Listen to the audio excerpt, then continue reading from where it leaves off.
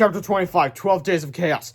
It didn't take long before the cops showed up. They attempted to restore order, but things didn't go very well. We can either do this the easy way or the hard way, shouted Officer McQuigley. Let's do it the fun way, cried Miss Fish. She yanked Officer McQuigley's pants around his ankles. I got a good idea, said George. What? Asked Harold. Run, said George. By the time it was all over, the entire staff of Drumheart's Elementary School was in jail. The charges ranged from indecent exposure and resisting arrest to reckless endangerment and pantsing a police officer. The cops didn't quite know what to do with Mr. Krupp, though. He hadn't really done anything wrong. He just stood there in the same spot for hours and hours, saying blah blah blah blah blah blah blah blah blah blah blah over and over and over and over and over and over and over and over again. Sorry, I couldn't resist. Anyway, so it was decided that he should be admitted into the Pequot Valley Home for the Reality Challenged. Again, what this series calls a mental asylum. I already told you in Underpants Book 4, Read Aloud. Anyway, where he remained unchanged for nearly 2 weeks. Good God. George and Helen, their twins, spent the next 12 days of being very careful. Great job, shouted yesterday George angrily. Our teachers were in jail and Mr. Krupp is in the Goof House. These past 2 weeks have been a total disaster. 2 weeks, said Harold inquisitively. Yeah, yesterday George continued. In the past 2 weeks, you guys have... No, wait, Harold interrupted. Wasn't something bad supposed to happen in 2 weeks? George and yesterday, Harold all thought back to Melvin Snealer's cryptic warning in Chapter 11. Oh yeah! They all said simultaneously. The 4 boys looked around them. They checked their horizon. They sniffed the air. They put their ears to the floor and listened. Nothing. There was no sign of any trouble. Huh, said George. I guess nothing better is going to happen after all. Suddenly, a fireball shot out from behind the closet. Then came an echoing, eardrum-piercing sound of relentless terror. It was a laugh, a horrifying, sinister, stomach-churning laugh that the boys had not heard for many months. A laugh that they hoped would never hear again. "Uh-oh!" said the Georges. "We're doomed!" cried the Heralds. Chapter 26. Here's Johnny! I couldn't resist that either. Anyway, the Turbo 2000 zipped across the rooftops in his homemade rocket scooter, laughing ferociously as a trail of choking smoke filled the afternoon sky. Everyone screamed, everyone cried, everyone hid, everyone that except for George and Harold and their dreadfully distressed duplicates. When will they stop pulling off alliterations? The 4 friends ran as fast as they could to the Pequot Valley Home for the Reality Challenge. There was only one person who could stop this horrifying beast and was locked away in the Goof House. The 4 dashed toward the sanitarium's front door and slid across the freshly waxed floor to the reception decks. "We need to see Mr. Krupp," roared George, almost out of breath. "He's a patient here." "Sorry," said the nurse, "but patients can't have visitors without a doctor's permission." "But he could save the world." "He's Captain Underpants." "Sure he is," said the nurse sarcastically. "Listen, Bub, we currently have 9 patients who claim to be Captain Underpants. We also have 4 Wonder Women, 7 Albert Einsteins, and 1 Elvis Presley. Will Curly's talk to him?" asked yesterday Harold. "No," said the nurse. "Nobody talks to the king." "Not Elvis," said George angrily. "Mr. Krupp." "Oh," said the nurse. "I'm sorry." But no! "Rats," cried yesterday Harold. "Captain Underpants is stuck in the Goof House." "We can't bust him out," said George. "But I know somebody who can. Follow me." Frantically, the boys ran back across the city. Chapter 27. Disguise Crazy. George had an idea, and he needed everyone's help to pull it off. Harold grabbed some cardboard boxes from his garage. George found some white spray paint in his garage. Yesterday, George and yesterday Harold each grabbed a barbecue grill from their backyards. With a little ingenuity and a lot of duct tape, the 4 boys had constructed 2 surprisingly convincing Target toilet costumes. George and Harold climbed into the boxes and wheeled themselves awkwardly into town. Soon they came face to face with the Turbo 2000. Yum, eat 'em up," said George, opening and closing the barbecue grill lid with every syllable. "Yeah, eat 'em up and stuff," said Harold, who doing the same thing with his lid. "Oi!" cried the Turbo 2000. "I thought you guys are dead!" "I'm not quite dead," said George. "It's just a flesh wound." "Yeah, me too," said Harold. "Good," said Turbo 2000. "You can help me look for those 2 kids who messed up all of our plans a few months ago." Okay," said George. "But what about that bald guy with a cape and the underwear?" "I'll get it later," said the Turbo 2000. "First, I want to find those 2 meddling kids." "I really think you should find that underwear guy first," said Harold. "Yeah," said George. "He says some really mean things about you." "Oh, he did he?" shouted the Turbo 2000. "What did he say?" Said George. "He said your hair looks so big when it rains your body stays dry." "Yeah," said Harold, "and you're so cheap you try to conserve toilet paper by using both sides." Screamed the Turbo 2000. Where is he? "Right this way," said Harold. Chapter 28. One smashed into the cuckoo's nest. The Turbo 2000 followed George and Harold back to the sanitarium. He marched through the front doors and headed toward the restricted area. The nurses screamed and ran for safety. Quickly, George grabbed the intercom, turned up the volume, and started snapping his fingers into the microphone. The sounds of finger snapping echoed through the hallways of Pequot Valley Home for the Reality Challenge. The Turbo 2000 crashed from room to room. Mr. Crop, who had been comatose for nearly 2 weeks, suddenly began to change. First, a mischievous twinkle gleamed in his eyes, then a giant smile spread across his face. Suddenly, he ripped off his straitjacket, threw off his pajamas, and grabbed a current from a nearby window. Underpants was back, and the battle of the century was about to begin. Chapter 29, The Choreographed Fox Shot, the Part 2 in Flipperama. Welcome to Pow Town. Psh, psh, psh, psh, psh. Spank you very much. Psh, psh, oh, psh, psh, psh, oh. I'll swell that out, swell. Chapter 30, Tears of a Commode. Let that be a lesson to you, said Captain Underpants gallantly as the turbocharged on and cried. Well, said George, I'm glad that's over with. Yeah, said Harold, that ended up being a lot easier than I thought it would be. At that precise moment, a single tear dropped from the quavering eyeballs of the turbocharged and flew through the air and landed on Captain Underpants' face. Splash! Suddenly, our hero's expression began to change. The sparkle disappeared from his eyes, his posture deflated, and his goofy grin morphed into a scowling grimace. What the heck is going on here? Mr. Crump yelled. Uh-oh, said Harold. Mr. Crump turned and saw the giant numbers turbocharged 2000 blubbering behind him. The flying principal screamed. And he ran away, screaming his head off. The turbocharged wasn't sure what was going on, but he decided to chase Mr. Crump and see what happened. Soon, the Leviathan lavatory cornered Mr. Crump and scooped him up in his mighty robotic fist. I give up! Cried Mr. Crump. I surrender! Please don't hurt me! Gee, said the turbocharged. That ended up being a lot easier than I thought it would be. Now I just need to find those two annoying kids. Mr. Crump perked up a little. What two annoying kids? He asked. Well, said the turbocharged, one of them had a fly top at a tie, and the other one wore a t-shirt and had a bad haircut. Hey, I know those kids, said Mr. Crump excitedly. I even know where they live. Really? Said the turbocharged. Then what are you waiting for? Come on, my two toilet minions. Behold, my tyrannical retaliation is at hand. Mr. Crump pointed the way, and the turbocharged marched off toward George and Harold's houses. Uh-oh, said George. We're doomed again, said Harold. Chapter 31, The Retaliation. The turbocharged marched to George and Harold's houses, smashing through buildings, pushing over cars, and leaving a smoldering path of destruction behind him. George and Harold tried to keep up, but the turbocharged and left them trailing behind. Oh no, cried Harold. He's heading for our houses. There's no way to warn ourselves.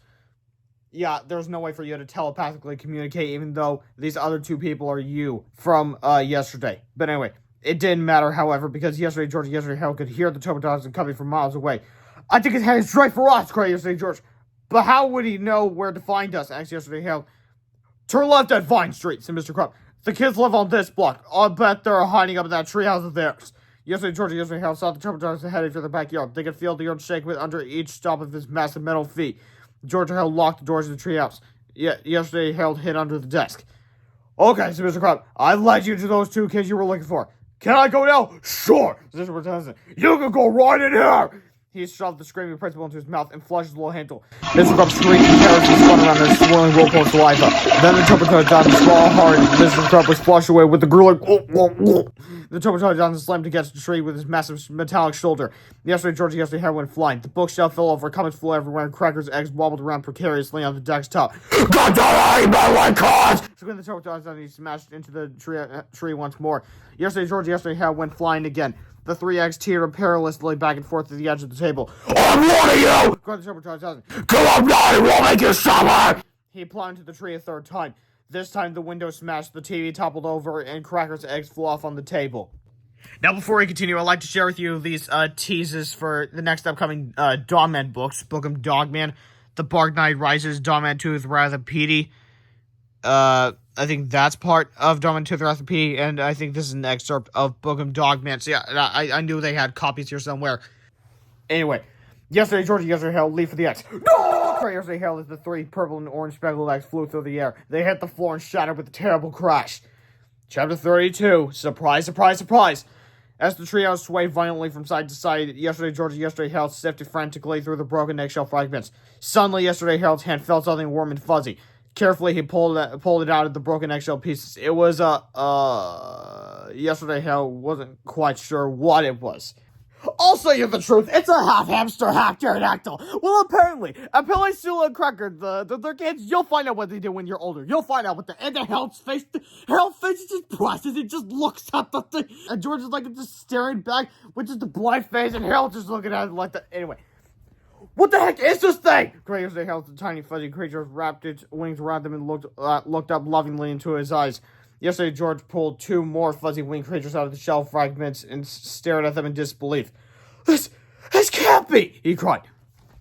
The trio shook violently, and yesterday, George and yesterday went flying again. The three tiny creatures happily wigged their way up to the boy's face and started licking their cheeks. Gross. The Turbo 20,000 climbed up the side of the treehouse and tore the door off its hinges.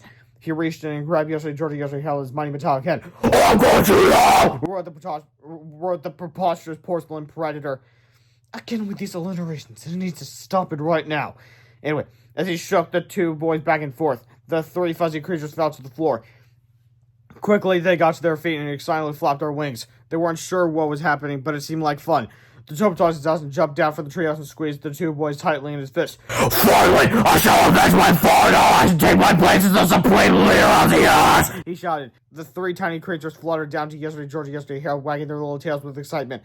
But when they saw the looks of terror on the boys' faces, they realized that this was not a game. Quickly, the three creatures took action and began circling the Turbo 2000 like mosquitoes. Then they each took turns zooming in close and taking quick bites out of him with their bionic jaws. Oh! Cried the Turbo 2000 as he desperately swatted the swimming creatures. What the heck are those things? Well, they already trust what they are.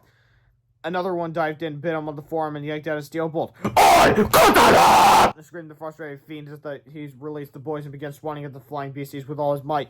The strange furry creatures grasped the Turbo 2000 by his lid and shoulders and lifted him off the ground. Flapping their wings as hard as they could, they carried the villain's lavatory higher and higher into the air. It's my pony and I'll fly if I want to. Let's just listening. Soon there were more than half a mile up in the sky. Let go! Let go! Roared the terrified Turbo 2000. This turned out to be a poor choice of words because the three fuzzy creatures did exactly that. All at once, they released their grip on the evil robotic behemoth and sent him tumbling downward. Faster and faster, he thrilled through a cloud, spinning out of control, screaming in terror. Chapter 33. To make a long story short. Chapter 34. Welcome back, Crop.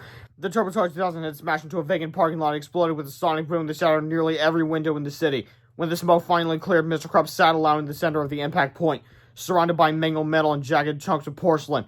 Everything around him had been destroyed, but Mr. Krupp, surprisingly, was unharmed. His superpowers had protected him. Soon, two cops arrived at the scene. Are you okay? He asked. I guess so, said Mr. Krupp. This must be one of those crazy nightmares I keep having. Oh, great, said Officer May quickly. It looks like we got another naked schoolteacher who thinks he's dreaming. Let's lock him up with the others, said the chief of police. Despite lack of evidence that he still did nothing wrong. Chapter 35, Hamsterdactyls.